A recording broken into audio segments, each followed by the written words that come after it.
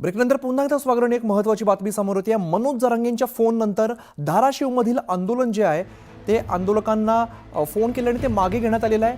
धाराशिवमधील आंदोलकांना मनोज जरांगेंनी फोन केलाय. जिल्हाधिकारी कार्यालयात कोंडून घेत हे आंदोलन सुरू होतं. मराठा आरक्षणाच्या मागणीसाठी मराठा आंदोलकांनी जिल्हाधिकारी कार्यालयातील खोलीमध्ये स्वतःला कोंडून घेत हे आंदोलन केलेलं होतं.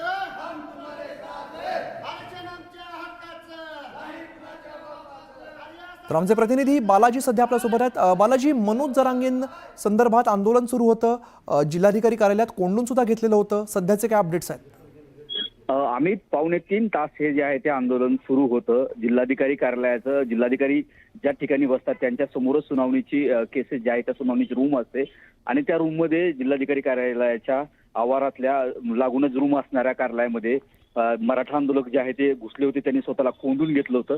2.5 तास जे आहे ते आंदोलक त्याच रूममध्ये बसून होते. जिल्हाधिकारी असेल, पोलीस प्रशासन त्यांना विनंती करत होतं. मात्र मनोज जरांगे यांचा जो आहे तो आंदोलकांना फोन आला. प्रशासनामार्फत मनोज जरांगे यांना फोन गेला आणि मनोज जरांगे यांनी आंदोलकाशी संवाद साधला. माझी तब्येत खालावत चाललेली, मी तुम्हाला जास्त बोलू शकत नाहीये, पण अशा पद्धतीने प्रशासनाला वेटीस धरू नका.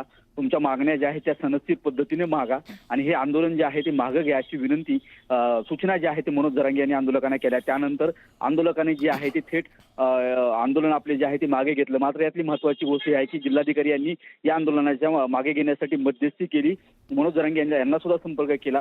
त्यानुसार हे आंदोलन जे आहे ते आंदोलकांनी मागे घेतलेलं आहे आणि जिल्हाधिकाऱ्यांनी सांगितलेलं आहे की तुमच्या ज्या मागण्या आहेत मनोज जरांगेच्या आंदोलनाची दखल घ्यावी, त्या लेखी मागण्या मी तात्काळ वरी प्रशासनाला कळवतो असं आश्वासन सुद्धा आंदोलकांनी आंदोलन मागे घेतल्यानंतर जिल्हाधिकाऱ्यांनी दिलेलं आहे. आता आंदोलन जिल्हाधिकाऱ्यांनी सांगितल्यानंतर किंवा मनोज जरांगेच्या फोन नंतर अखेर मनोज जरांगेंनी फोन केल्यानंतर हे आंदोलन मागे घेण्यात आलं. धन्यवाद बालाजी या सगळ्या सविस्तर माहितीसाठी.